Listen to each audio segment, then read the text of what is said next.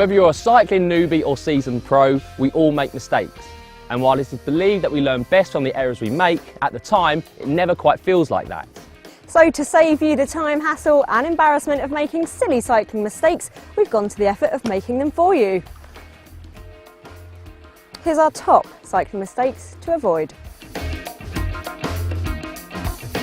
We'll forgive you for this one because it's an easy and common mistake to make. Positioning your saddle too high or too low could lead to a loss of power as well as injury. While bike fit is unique to each rider, there are some guides to follow when it comes down to saddle height. As a guide, ride along with your heel on the pedal. When your leg is at the very bottom of the pedal stroke, it should be almost fully extended, but not quite. If this doesn't feel quite right, feel free to change it slightly until you are comfortable.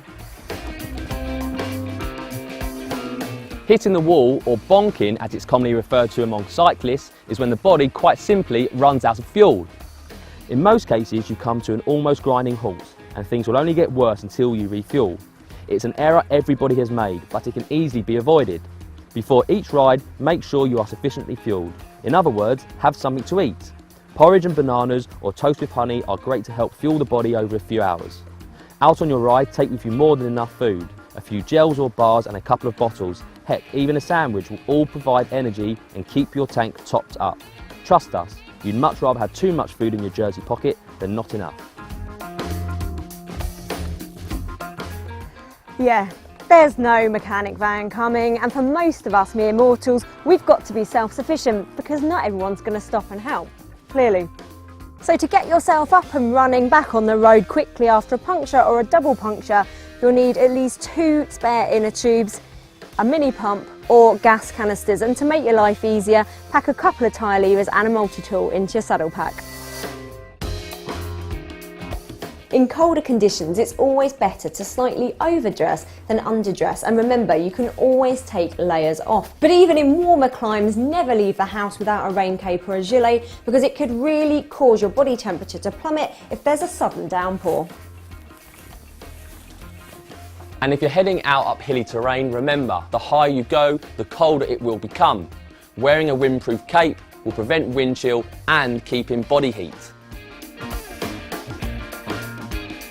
Get into the habit of regularly checking and keeping your bike well maintained. Not only will this make it perform better, but it will be nicer, easier and safer to ride too. Pay special attention to the brakes, gears and tyres, and make sure that you're regularly lubing and cleaning your chain to prolong the life of that too. Now, if you're not confident doing all this by yourself at home, then most bike shops do offer servicing now, so make sure you're taking it in every now and again.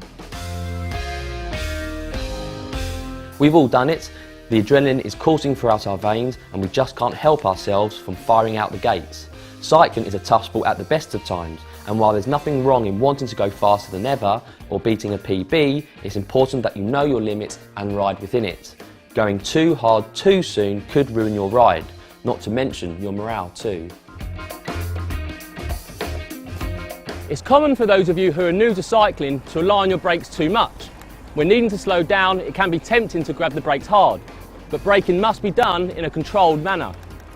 Braking extremely hard could lead to a loss of control and stability, and in extreme cases could see you flying directly over the handlebars. Not to mention, it doesn't do any favours to your mates behind. Instead, keep your eyes on the road ahead, anticipate and brake gradually using a combination of front and rear.